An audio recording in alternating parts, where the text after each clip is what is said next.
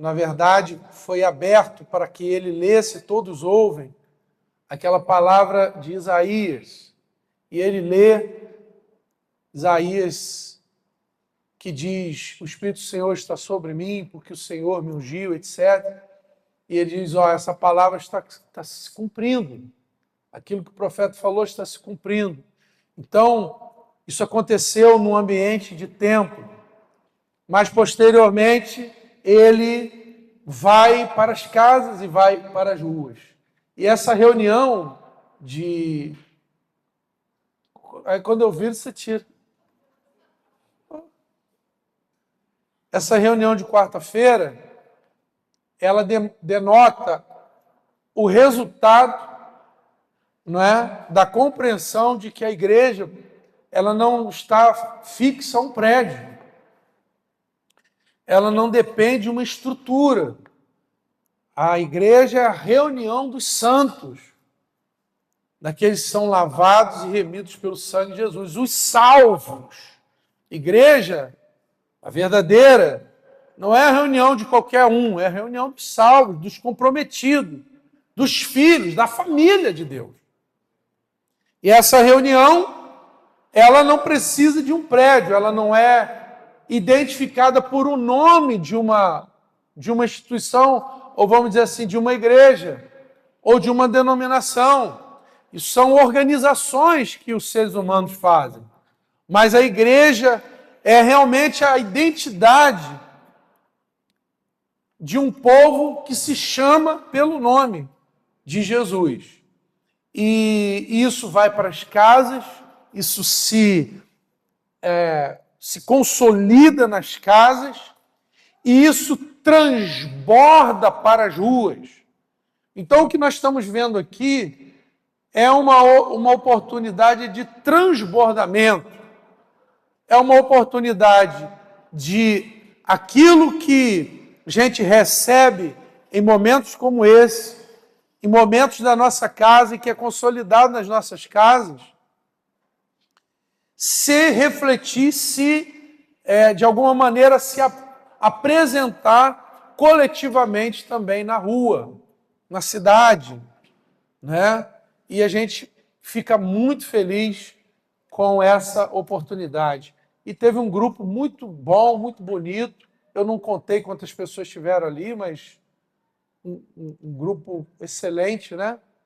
Uma participação muito boa. E louvado seja o nome do Senhor por isso.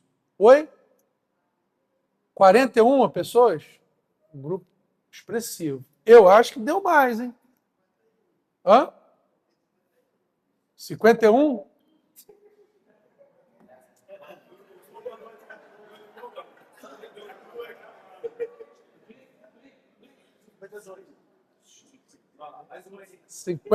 Cinquenta e meio. Então, um grupo muito expressivo, uma turma ali abençoada, e a gente quer caminhar dessa forma. Irmãos, domingo que vem, a gente intenta fazer novamente a nossa reunião pela manhã. Amém? A gente está fazendo aí de 15 em 15 dias, de manhã. A ceia, normalmente a gente faz um café, e eu já vou deixar marcado aqui com os amados essa reunião domingo que vem. Nós só vamos, durante a semana, trazer os termos dessa reunião, né? Se vai ser aqui mesmo, ou se a gente vai fazer em outro lugar, e como que vai ser essa reunião. Mas será uma oportunidade para a gente estar junto, cultuando, exaltando o nome do Senhor. Louvado seja Deus por isso. Então estejamos em oração, e eu quero animar você durante essa semana, na sua célula, junto com os seus irmãos, você desenvolver aquele projeto. Não sei se tem aí também no computador, Wagner, o de casa em casa, coloca aí. Que tem gente que já incendiou isso aí, já está vivendo de casa em casa. E o que é o de casa em casa?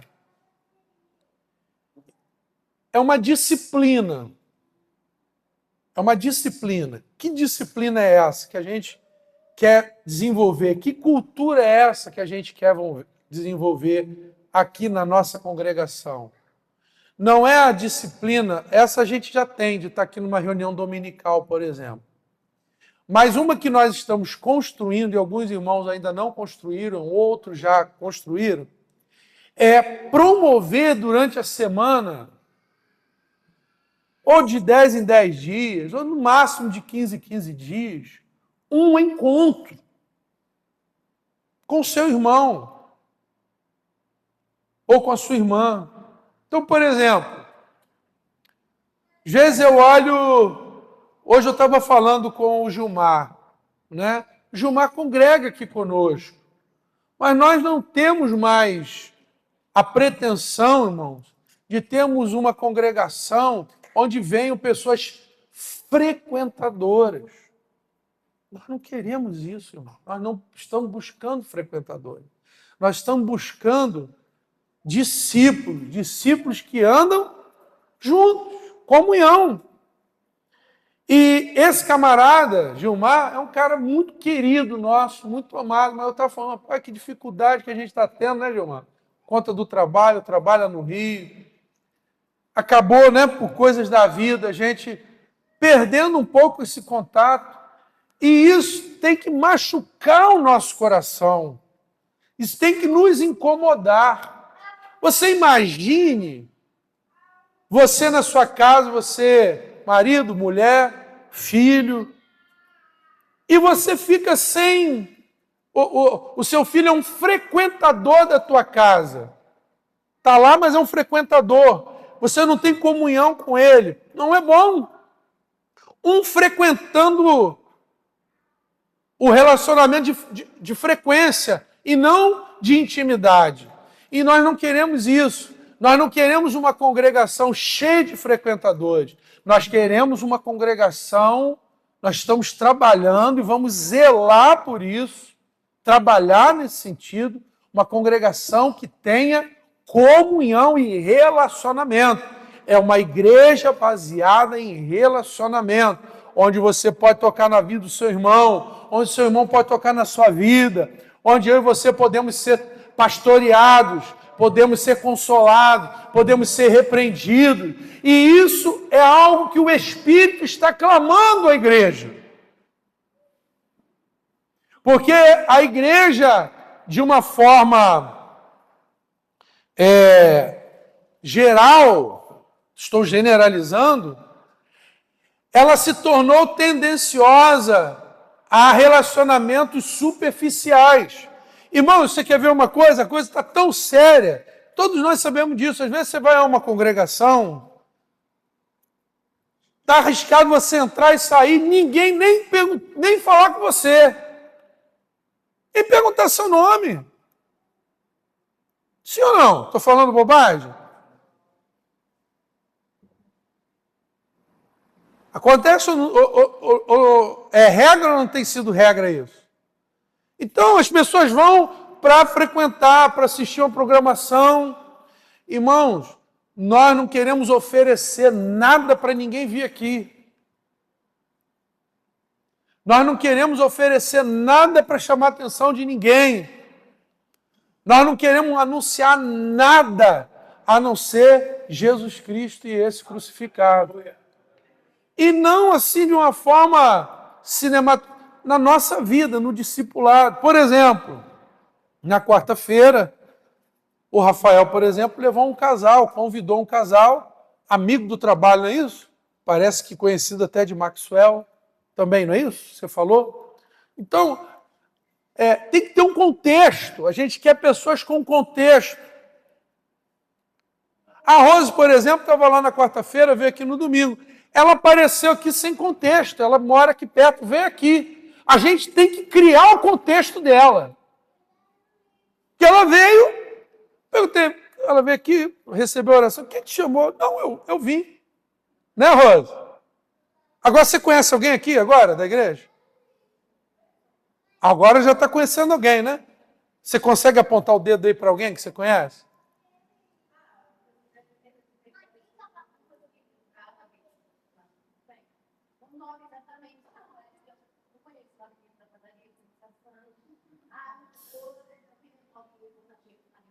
Pô, mas logo irmã Rose?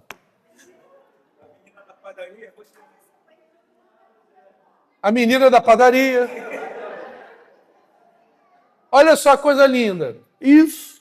Engraçado que ela foi conhecer logo. Ela é Rose, foi conhecer logo quem? Roseane e Rosenice. Ela já quer criar um grupo aqui na igreja. É. Meu Deus. Então, por exemplo, o Fábio e a Rosa, olha só, está acontecendo alguma coisa.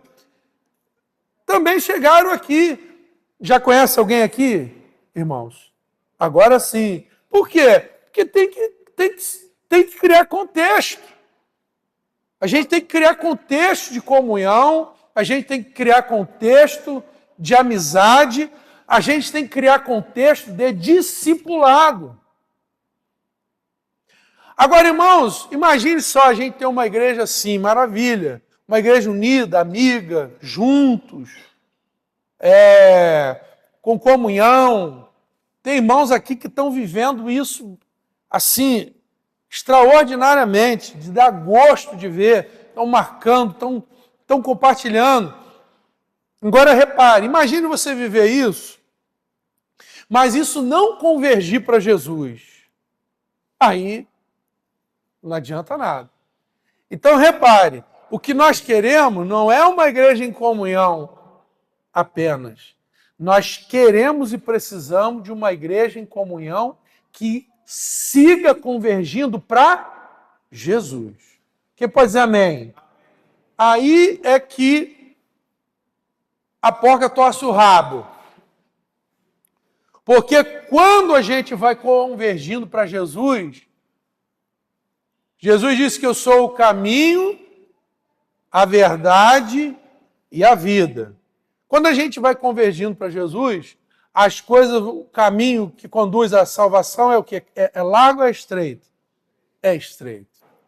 É estreito. E aí, dentro dessa comunhão, convergindo para Jesus, nós vamos precisar trabalhar uns com os outros, um na vida do outro. Nós precisamos ser homem de Deus, mulher de Deus, um na vida do outro, para que nós estejamos cada vez mais perto de Jesus, da palavra. Porque senão, acontece que está lá em 1 de Coríntios, capítulo 11, onde Paulo fala, ó, quando vocês se ajuntam, vocês não se ajuntam para melhor, se ajuntam para pior. Olha que coisa triste estava acontecendo com aquela igreja. Que nós precisamos ter um maior cuidado. E que já aconteceu aqui, inclusive. Louvado, bendito seja Deus. E que o Senhor foi tomando providência em algumas coisas. E que precisa continuar e que nós precisamos ser vigilantes.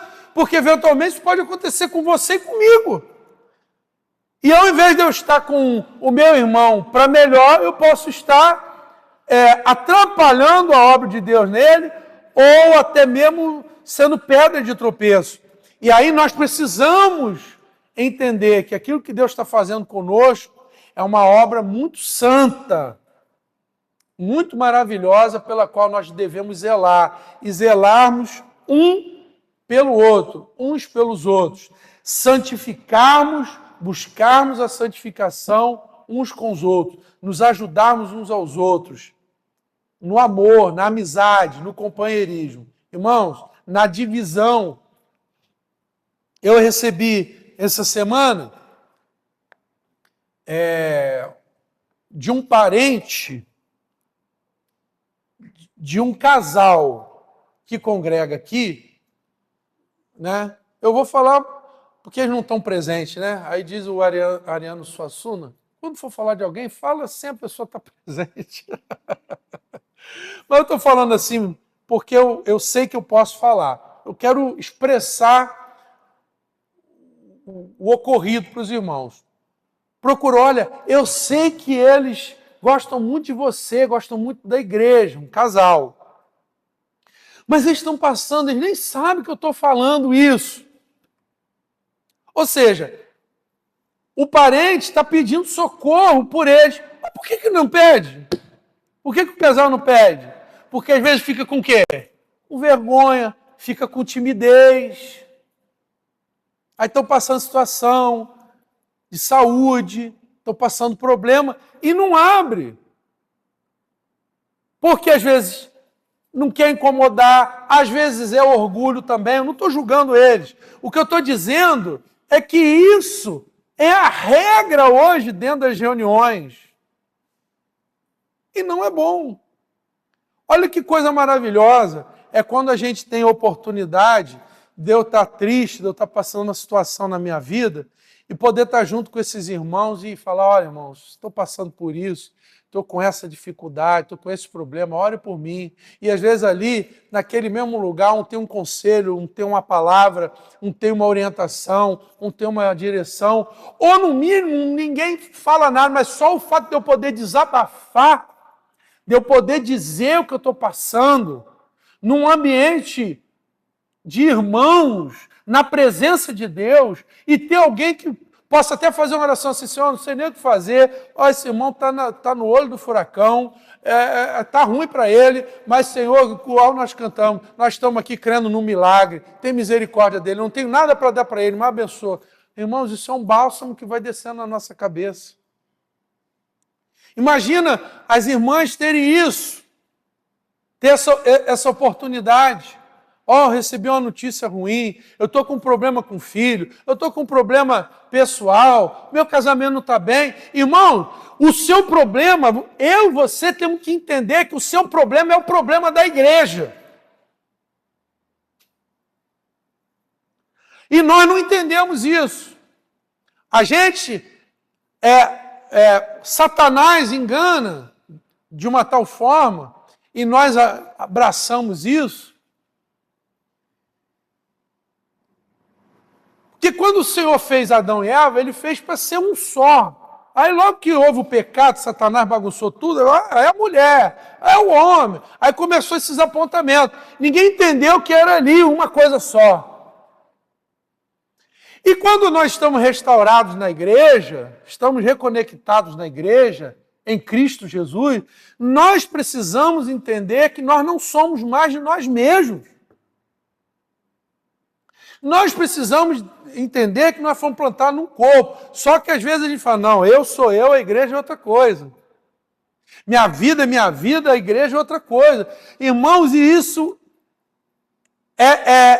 talvez esteja chocando a sua cabeça. A sua cabeça talvez nem assimile isso agora, de tanto que isso está implantado na nossa vida.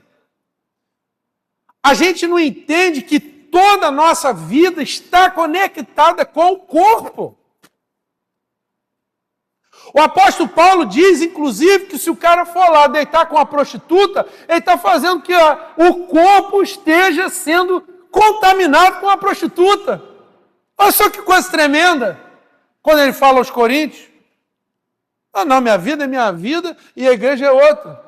Então, aquilo que eu faço, aquilo que eu vivo, aquilo que eu passo, aquilo que eu estou passando na minha existência, nós precisamos chegar à revelação do corpo, que nós estamos plantados, enxertados em um corpo, e que se não estivermos, nós não estamos no Espírito. E quanto mais no Espírito, mais discernidos estamos de que não há outro caminho senão estarmos arraigados em Cristo, na videira verdadeira, no corpo que é Jesus, que é a igreja dos quais todos nós somos membros. Então, a sua vitória é a vitória do corpo, a sua derrota é a derrota do corpo. Aí Paulo fala, quem é que não passa uma situação que eu também não sofra? Quem é que não sofre uma tribulação ou passa até uma situação de pecado que eu também não fique atingido? Ele está dizendo que de alguma maneira nós estamos, e nós precisamos entender isso, canalizando algo para o corpo através da nossa caminhada. E eu trouxe esse exemplo desse casal, dessa família, que poderia ter procurado, mas às vezes fica. Não quero dar preocupação, não quero isso, né? Às vezes o pastor, às vezes o meu líder já está com problema lá de saúde, já está com problema em casa, já está com uma situação. Mas não é isso, irmão, é um só corpo. E nós precisamos ter esse entendimento. E lutar, é fácil isso? Não, é desafiador. Mexe com a gente sair da nossa zona do egoísmo, do nosso individualismo, do nosso egocentrismo. A gente não quer que o outro tenha acesso a certas situações nossas. Mas, irmão, esse é o caminho que o Senhor tem traçado para nós aqui. É nesse caminho que a gente tem intentado, pela graça e misericórdia de Deus, andarmos. Você pode dizer amém? E isso, só relembrando, né, hoje é Dia das Mães, eu também não quero, temos depois a participação aí das crianças, vão cantar um louvor. Eu quero, assim, relembrar os 3 espíritos ali que nós destacamos na quarta-feira. Será que alguém vai lembrar?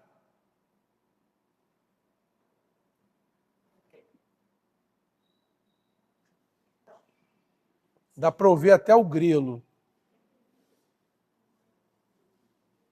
Será que alguém vai lembrar? Vamos relembrar então. Procura aí, quem achar fala algum espírito. Mas não é assombração, não. Espírito, Priscila está falando aqui, espírito estável ou espírito, está em qual versículo? Versículo 10 do capítulo 51. Salmo 51.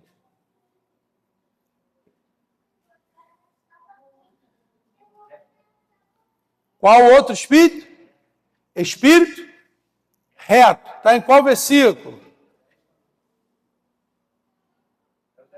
É outro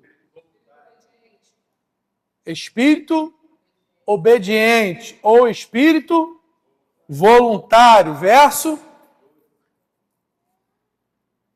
12. E um espírito humilde ou quebrantado. Versículo 17.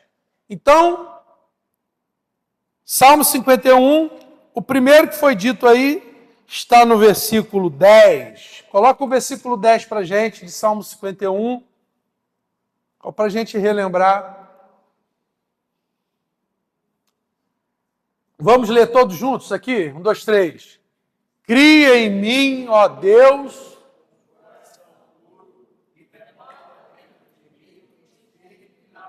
um espírito inabalável, ou um espírito firme, ou um espírito reto, tá? Então ele está pedindo um espírito inabalável. Nós estamos falando de espírito, coisas espirituais. Vê que é espírito com letra minúscula. Depois nós lemos o verso de número 12. Coloca o número 12.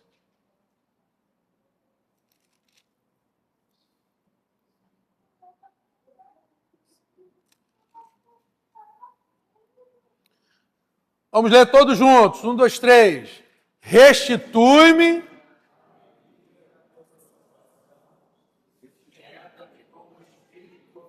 voluntário. Um espírito que está fazendo as coisas sem peso, com liberdade, com obediência. Outra versão diz como aí? Um espírito obediente. E por fim nós falamos do verso 17. Coloca o 17 aí. Vamos ler. 1, 2, 3.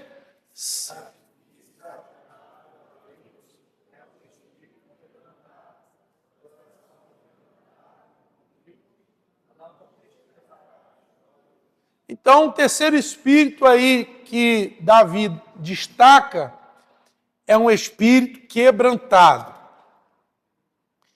E eu trouxe esse texto ali na quarta-feira, estou repetindo hoje, porque é muito comum nós insistirmos em andarmos e querermos servir a Deus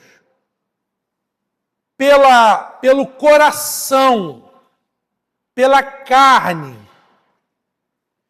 E vale sempre a pena relembrar que carne, o que a Bíblia chama de carne, é a sua alma e o seu corpo não regenerados.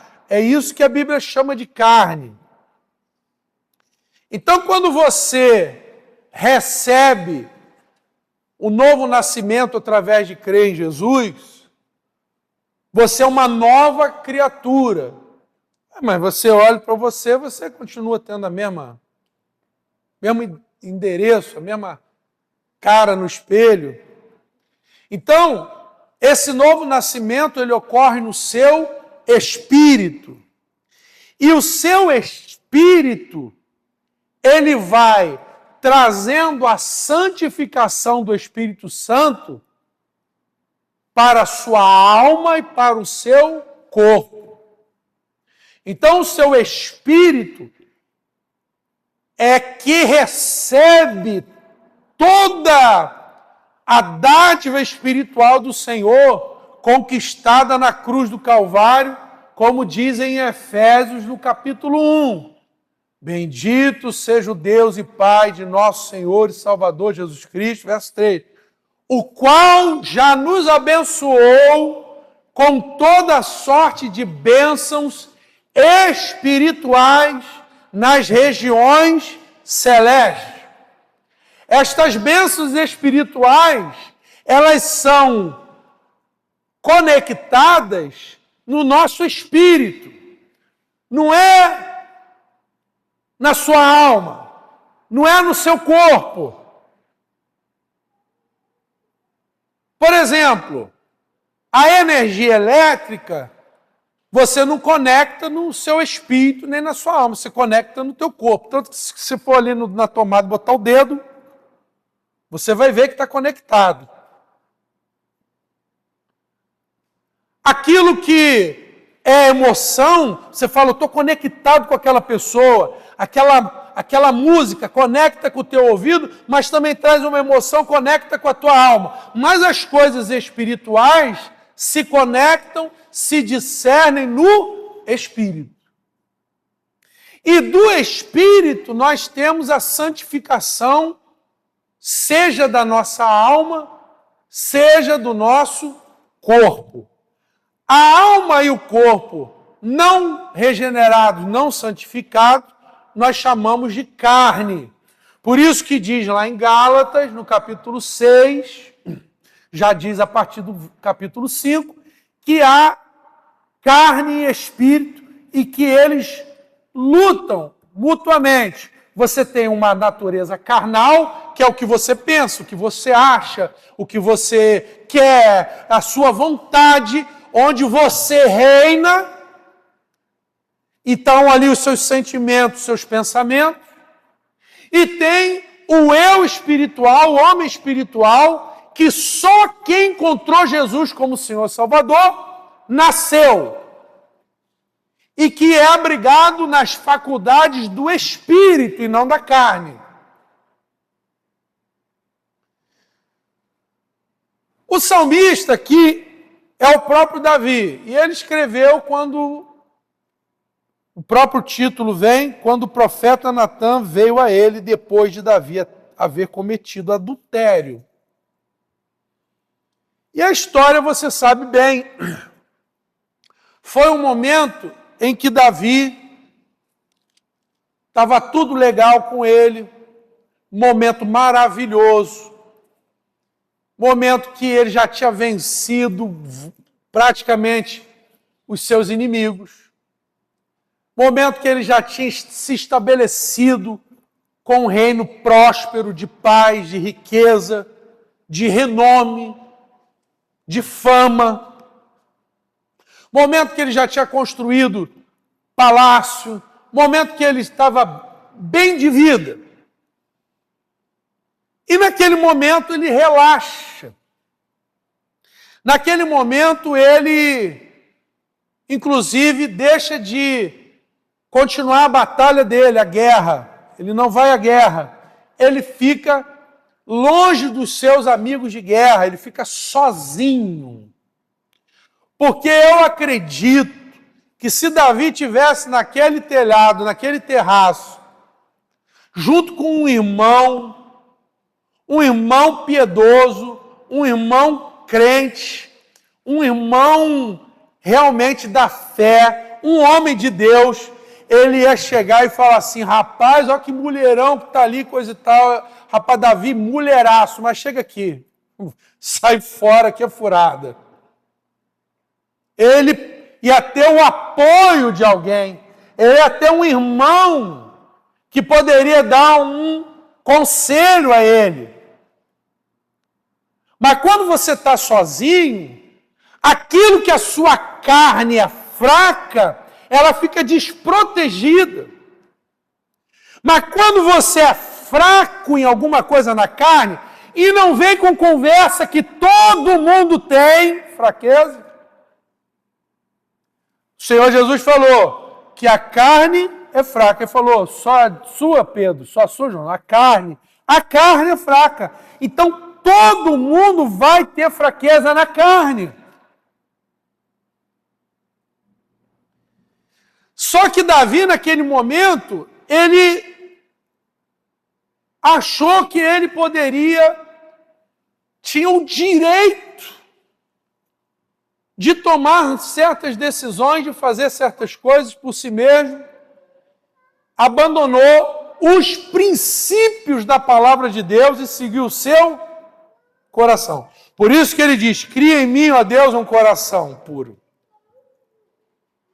Porque o coração dele se perdeu e o coração se perde.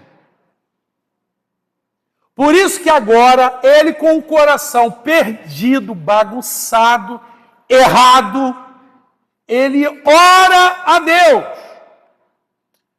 O profeta foi lá. Teve que ter um relacionamento, e diga-se de passagem que o profeta era amigo.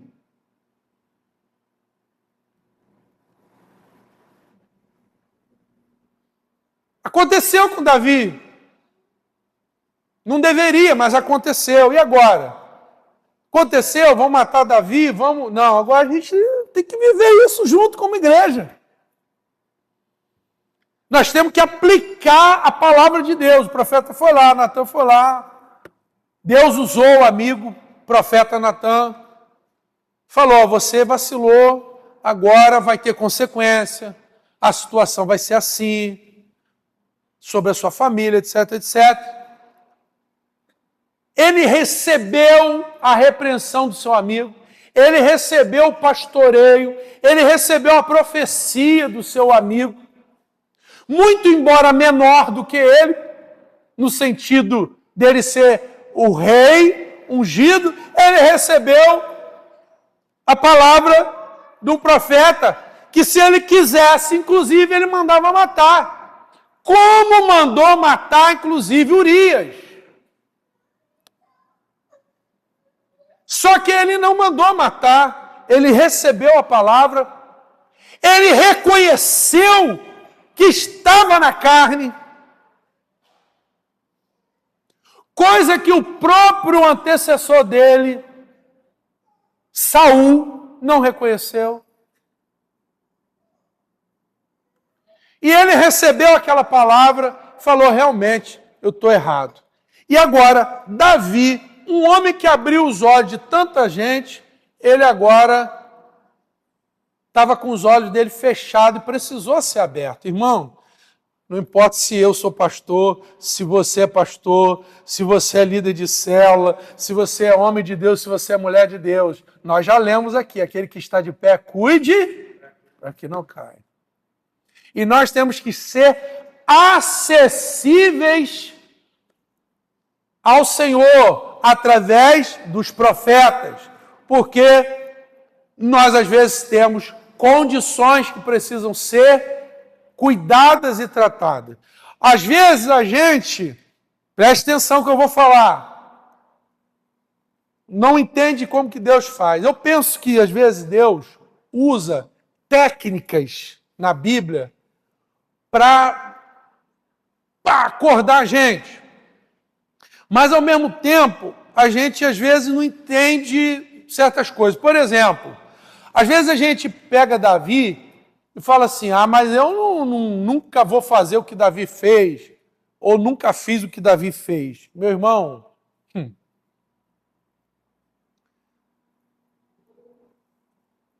o pecado de Davi é o pecado de Davi, o teu pecado é o teu pecado. Às vezes a gente fica comparando pecado. É marido que compara pecado com o pecado da mulher, é mulher que compara o pecado com o seu. Não, mas o seu pecado é maior. Não, é o pecado do senhor que é pai é maior. Não, mas o pecado do pastor é maior. Mas Irmão, isso aí é doideira. Obrigado, meu irmão. Hã? Vou te falar. Ele diz... Contra ti somente pequei. O problema é meu. Eu tenho que preocupar com o meu pecado, no sentido de eu reconhecer, e tenho que me preocupar no sentido do pecado do irmão, não no sentido de acusação, mas no sentido de abençoar o meu irmão. O que acontece é que às vezes nós somos complacentes e cegos em relação ao nosso pecado, porque a gente acha que o nosso pecado é melhor, é mais justo, é mais correto do que o pecado do outro. Doideira. Foi o que o profeta chegou e falou, Davi, eu vou te contar a história aqui, rapaz. Pode contar, meu amigo. Rapaz, você sabe que um camarada lá, o cara tinha dinheiro, tinha umas ovelhas lá, e tinha um vizinho lá, um parceiro, que só tinha uma ovelhazinha lá, que era domesticada, era das criancinhas lá. Rapaz, você acredita que esse cara rico recebeu visita, ao invés de matar uma das suas ovelhas, foi lá matar do servo lá, do seu vizinho lá, para servir? Davi, isso aí é pecado que tem que matar esse cara. É só dizer onde é. Vamos lá agora, vamos matar. Esse cara é você. Esse cara é você. E às vezes a gente anda com esse coração de que o meu pecado está liberado, está aliviado, porque eu sou rei, porque eu sou isso, que eu sou vítima, porque eu tive um pai, eu tive uma mãe, não sei o quê. A gente começa a contar um monte de historinha. Agora o pecado do outro, meu irmão, vou matar. Mata. E dentro da igreja, amados, dentro da igreja, é um lugar para a gente lidar com os nossos pecados. E que coisa maravilhosa é a gente poder ter Natan dentro da igreja, ter profeta dentro da igreja, ter irmãs dentro da igreja amorosas, irmãos amorosos. Fala, meu irmão, está errado esse trem aí, pá. Não vai por esse lugar não. Como é que a gente vai resolver isso aí? Pai, você está certo, eu estou errado. Eu não sei. Vamos te ajudar, vamos dar caminho para você. Aí nós estamos sendo igreja. Aí nós estamos sendo igreja. Porque eu estou entendendo que igreja não é fazer o que eu quero, quando eu quero, como eu quero. Eu faço parte de um corpo. Eu faço parte de um corpo, a minha vida não é minha. Não sabeis vós que foste comprados e que não sois mais de vós mesmos? Foste comprado por bom preço. Foram comprados, eu não sou mais de mim mesmo, nem você. Ninguém mais faça aquilo que é de interesse próprio. Nós não estamos aqui para fazer e buscar a nossa vontade. Irmão, isso vai ou não vai cortando na gente? Machuca ou não machuca? Mas não interessa. Nós vamos fazer o quê?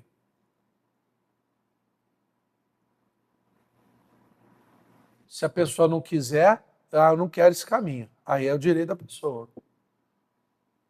Mas eu acredito que se nós estivermos em Cristo, a gente vai querer muito isso. Às vezes, quando for minha vez, for a tua vez, às vezes a gente vai ficar...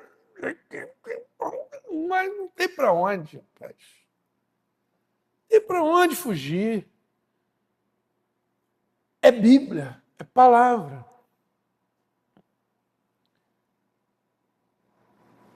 O reino de Deus é justiça. É verdade, é amor. E a gente tem que viver isso na prática, não só no templo, mas a gente tem que viver isso em casa. A gente tem que viver isso na rua.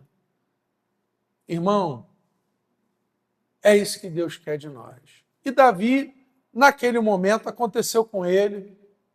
Se aconteceu com Davi, pode acontecer comigo e com você.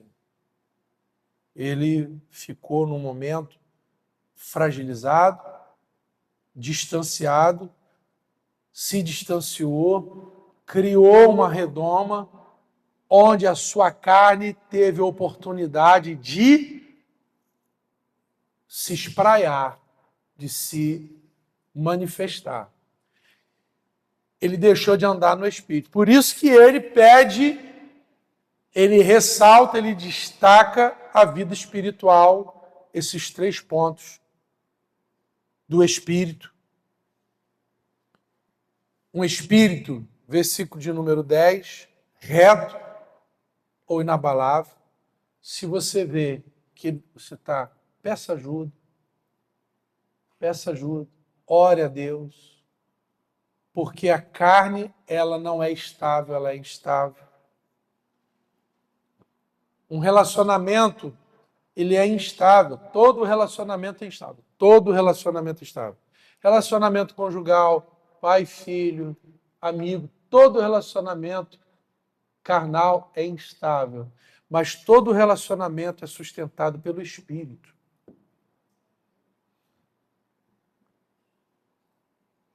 Se o casal não aprender a andar no Espírito, ele vai viver na instabilidade. Se pai e filho não aprender a andar no Espírito, vai viver na instabilidade. Por isso que nós temos que voltar às Escrituras, nós temos que andar nos princípios da palavra, porque é o Espírito que dá vida. É o Espírito que aviva.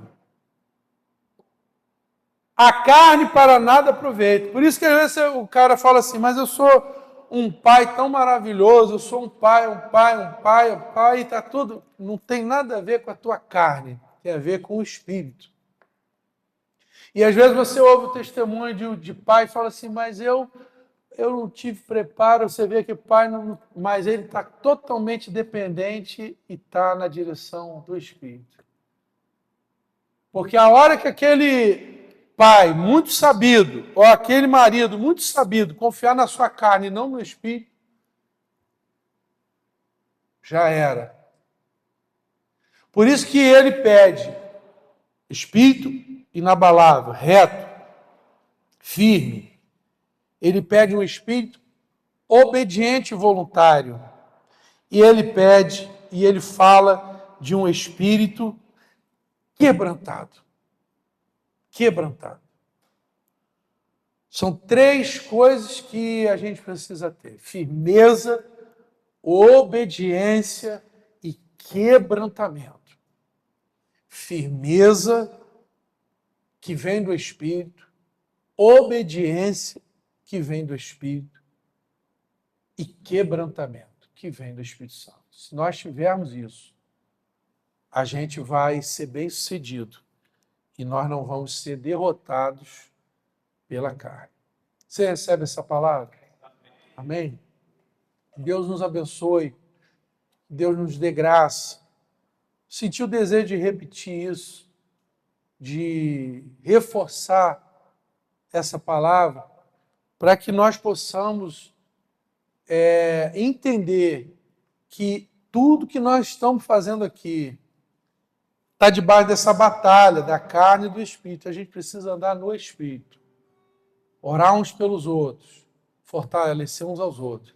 E Satanás não é aquele que opera no Espírito, ele opera na carne. Se nós andarmos em Espírito, ele não vai ter nada. Você lembra o que foi? Ó? Falou para a serpente, ó. Você vai comer o quê? O que você vai comer? Pó da terra. E o homem foi feito do quê? O pó. Então o que ele come? O que ele se alimenta?